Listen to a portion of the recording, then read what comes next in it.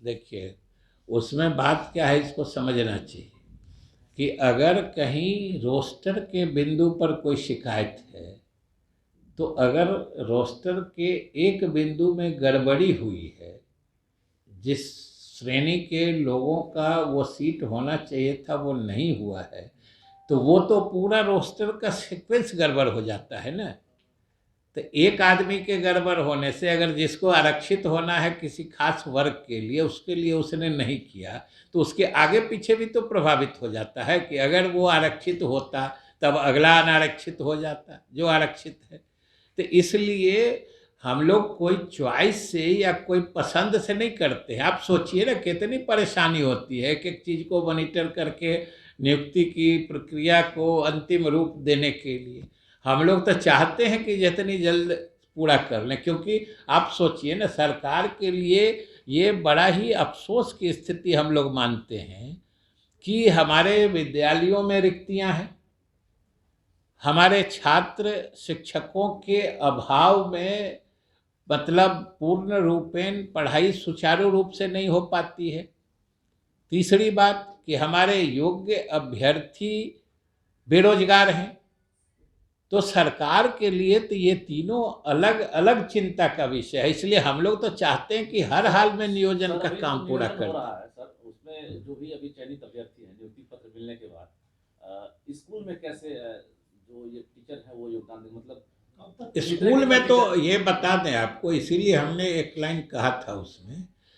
कि इनको जो नियुक्ति पत्र मिलेगा ये पदस्थापन स्थल के साथ मिलेगा, और जो जो नियोजन इकाइयां हैं वहाँ जो शिक्षकों का या मतलब अभ्यर्थियों का चयन हुआ है, पदस्थापन में कैसे प्राथमिकता देनी है, पदस्थापन का मेरिट लिस्ट या प्राथमिकता सूची कैसे होगी, ये भी विभाग के द्वारा उनको दिया जा रहा है सर्कुलेट करा के। और उसमें जो प्राथमिकता सूची होगी वो उस सूची के हिसाब से मेरिट कम चॉइस बेसिस होगा। जैसे आपको एक उदाहरण के तौर पर बता दें, जो दिव्यांग